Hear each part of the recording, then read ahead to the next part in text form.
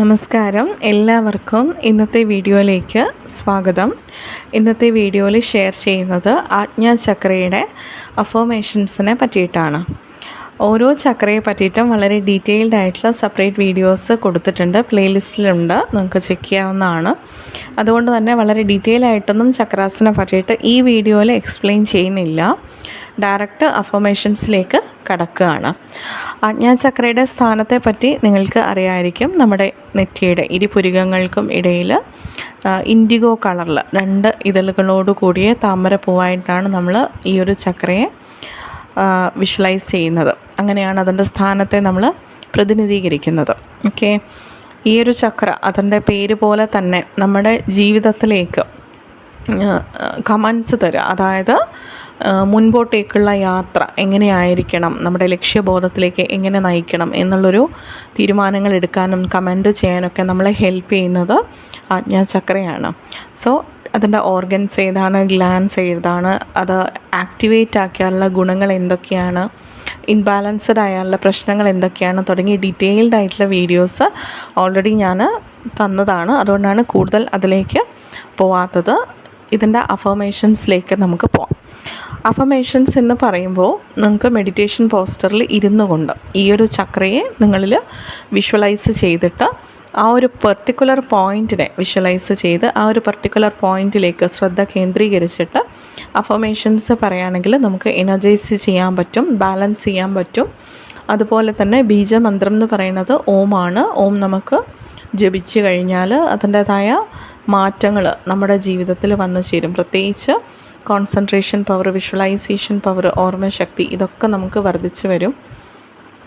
അതുപോലെ തന്നെ നമുക്കൊരു അവബോധം ഉണ്ടാവും, എല്ലാത്തിനെ പറ്റിയിട്ടൊരു ജ്ഞാനം വന്നു ചേരും. മെയിനായിട്ട് നമുക്ക് അഫർമേഷൻസ് റേക്കിയൊക്കെ ചെയ്യുന്ന ആളുകൾക്ക് വളരെ യൂസ്ഫുള്ളാണ്. റേക്കി ചെയ്യുമ്പോൾ ആ ഒരു പർട്ടിക്കുലർ പോയിൻറ്റിൽ, ആജ്ഞാചക്രയുടെ പോയിൻറ്റിൽ കൈവച്ചിട്ട് ഈ അഫർമേഷൻസ് പറയുകയാണെങ്കിൽ നിങ്ങൾക്ക് കൂടുതൽ എനർജി ഫ്ലോയും അതുപോലെ തന്നെ പെട്ടെന്ന് എനർജൈസ്ഡ് ആവും, നല്ല മാറ്റങ്ങൾ വരുത്താൻ സഹായിക്കുന്നതാണ്. സോ അഫർമേഷൻസിലേക്ക് നമുക്ക് പോവാം. എൻ്റെ അവബോധത്തിൽ ഞാൻ വിശ്വസിക്കുന്നു. എന്നിലെ ആന്തരിക മാർഗനിർദ്ദേശവുമായി ഞാൻ ബന്ധപ്പെട്ടിരിക്കുന്നു. എന്നിലെ ഹയർ സെൽഫുമായി ഞാൻ കണക്റ്റഡ് ആണ്. എൻ്റെ ജീവിതത്തിലെ ഓരോ പ്രസൻറ്റ് മൊമെൻറ്റ്സും ഞാൻ അറിഞ്ഞ് ജീവിക്കുന്നു. എൻ്റെ ജീവിത ലക്ഷ്യത്തിലേക്ക് ഞാൻ അനായാസമായി എത്തിച്ചേരുന്നു.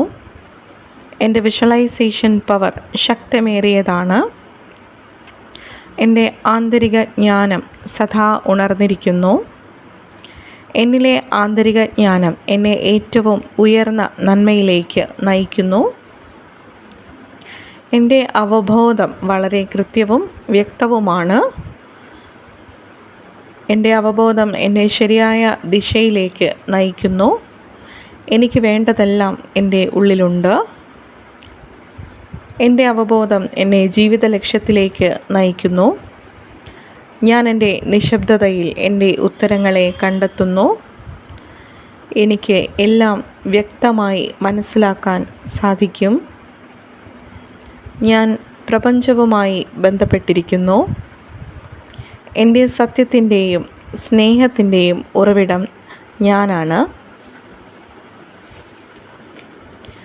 ഞാൻ നിത്യമാണ്, അനന്തമാണ്. എൻ്റെ ആത്മീയ വികസനത്തിന് ഞാൻ ഉത്തരവാദിയാണ്.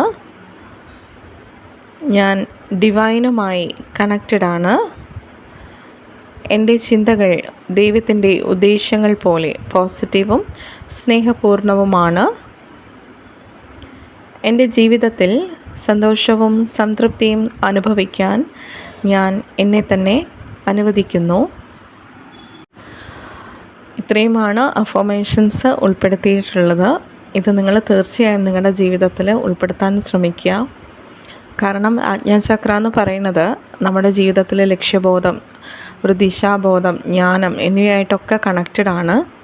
ഈ ചക്ര ഇൻബാലൻസ്ഡ് ആണെങ്കിൽ, അല്ലെങ്കിൽ ലോ എനർജിയിലാണെങ്കിൽ നമ്മളെപ്പോഴും നമ്മുടെ ലൈഫിലൊരു സ്റ്റക്ക് സിറ്റുവേഷനിലാണ് ഉണ്ടാവുക. എന്ത് ചെയ്യണം എന്നറിയാണ്ട് ആരോടൊന്നില്ലാണ്ട് പല കാര്യങ്ങളും മറ്റുള്ളവർ തീരുമാനിക്കുന്ന അവസ്ഥയും മറ്റുള്ളവരോട് ഓരോന്നും നമ്മൾ ചോദിച്ച് ചെയ്യേണ്ട അവസ്ഥയിലേക്ക് നമ്മൾ മാറും. സോ തീർച്ചയായും നിങ്ങൾ ഈ ഒരു ചക്ര എനർജൈസ് ചെയ്യേണ്ടത് വളരെ വളരെ അത്യാവശ്യമാണ്. ഈ അഫർമേഷൻസൊക്കെ നിങ്ങൾക്ക് യൂസ്ഫുള്ളായെന്ന് കരുതുന്നു. എല്ലാവർക്കും നല്ലൊരു ദിവസം ആവട്ടെ. എല്ലാ നന്മയും ഉണ്ടാവട്ടെ. Thank you.